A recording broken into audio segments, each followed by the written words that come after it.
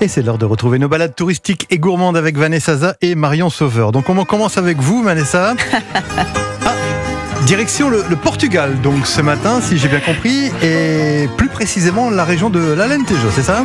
Exactement, l'Alentejo dans cette région au sud de Lisbonne, une région nature, de terroirs, des vallées à perte de vue, des vignes, des chênes lièges, des oliviers.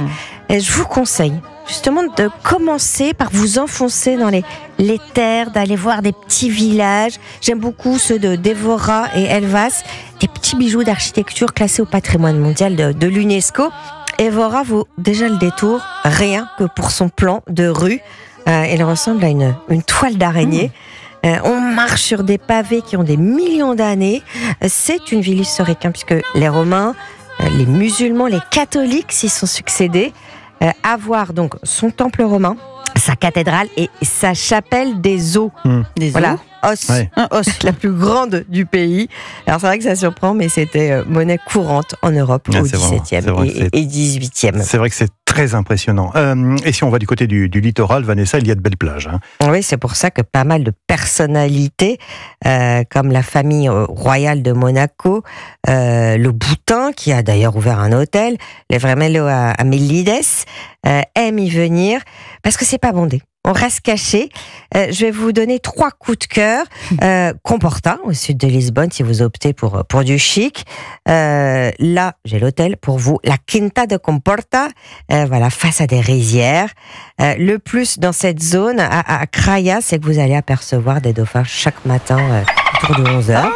Deuxième coup de cœur, plus au sud, sur des petites plages sans personne, qui sont de bons spots de surf et de randonnée aussi quand on longe les falaises. Comme hôtel, là j'ai le Herdade do Turil. Voilà, des petites maisons traditionnelles au milieu des prairies et de chênes lièges. Et on n'est pas très loin du village et des plages de Vila Nova de Mil Fontes. Bon alors Vanessa, un dernier conseil pour prendre le meilleur du Portugal.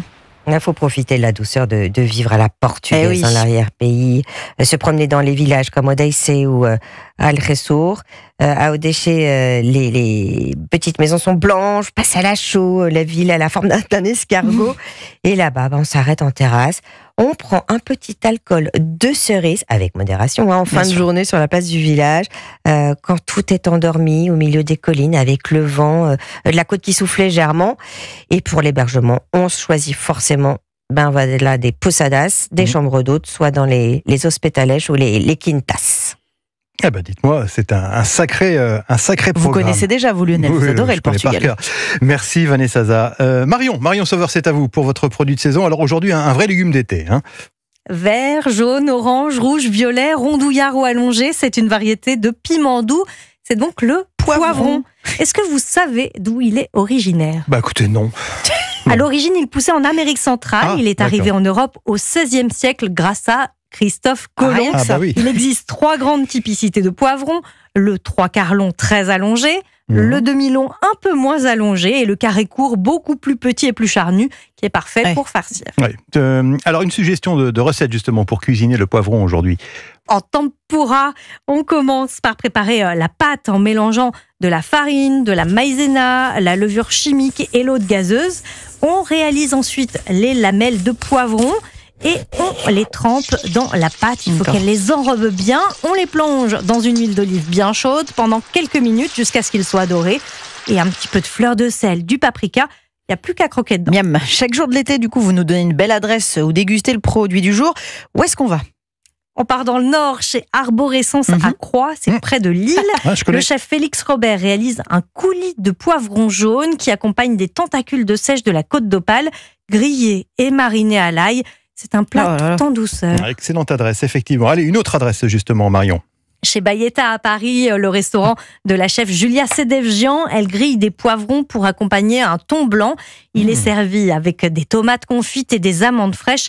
Là aussi, on est tout en fraîcheur. Merci Marion Sauveur. On retrouve vos adresses et vos recettes sur europe1.fr. Vanessa, vos adresses sont également disponibles sur le site Europe 1 et votre nouveau podcast Europe 1 Voyage, Vanessa, sur toutes les plateformes et sur l'appli Europe 1.